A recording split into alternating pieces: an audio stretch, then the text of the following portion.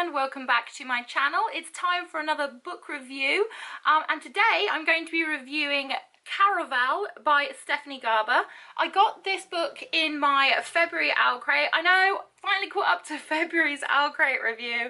I'm slowly getting there, please stay with me. So let's dive in and see what I thought about this book. Scarlet Dragna has never left the tiny island where she and her sister Tella live with their powerful and cruel father.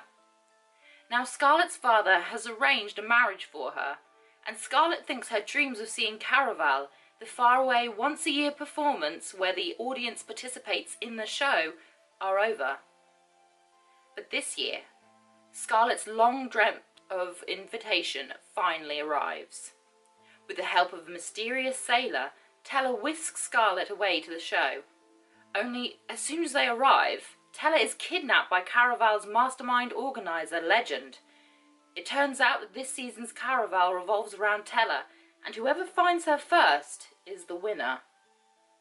Scarlet has been told that everything that happens during Caraval is only an elaborate performance.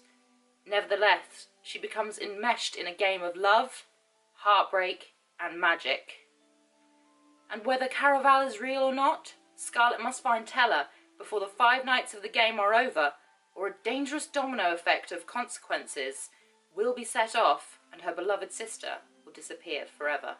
I really didn't know what to expect when I received this book in my Owl Crate, but it definitely didn't disappoint. It's a well-written story that gripped me from start to finish. And much like the glamour of a carnival at night, it really captivated and enthralled me. The two sisters, with their contrasting personalities, makes for some really sad and really relatable reading.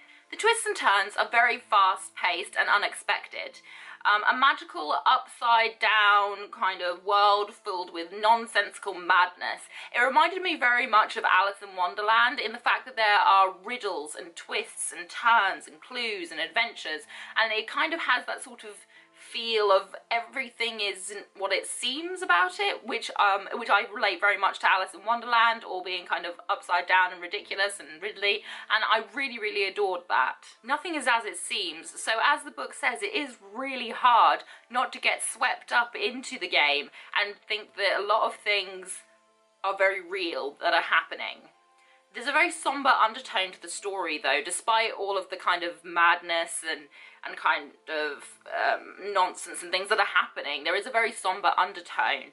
The ending was very unexpected, which I really liked. I have a tendency to, you can kind of know a lot of the times what's happening, and with this I didn't expect the ending that I got, which I really enjoyed.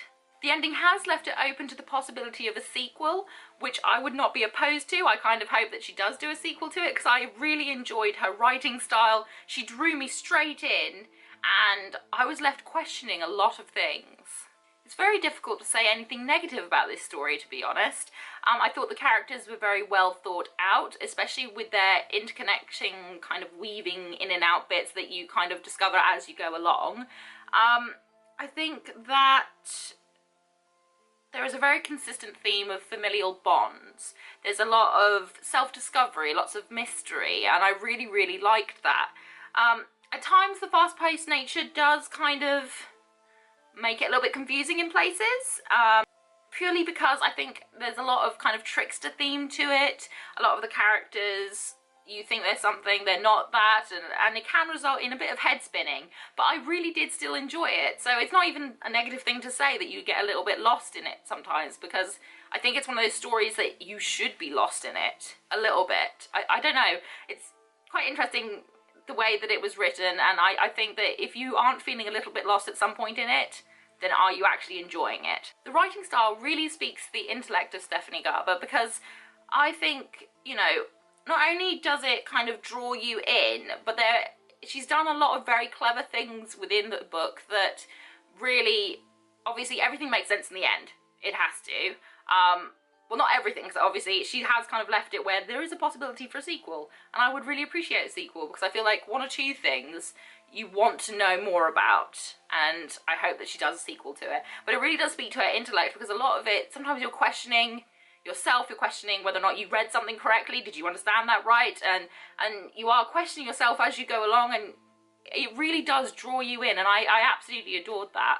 Overall, I would give Caraval by Stephanie Garber a 9 out of 10. If you love mystery, if you love, you know, a little bit of a love story in there, but if you love mystery, if you love tricks and turns and riddles and you know, a lot of kind of theatrical drama, then you will really, really like this book. I read it cover to cover without putting it down. It completely drew me in, and I absolutely adored it. Thank you so much for watching this book review. I hope that you enjoyed it. If you did, please leave me a thumbs up, say hi in the comments section, and if you really want to, please hit that subscribe button, but also make sure you hit the notification bell button, otherwise you won't know when I've uploaded. Whatever you're doing for the rest of this weekend, I hope you have a great weekend ahead of you, and I really hope that I get to see you again very soon. Bye!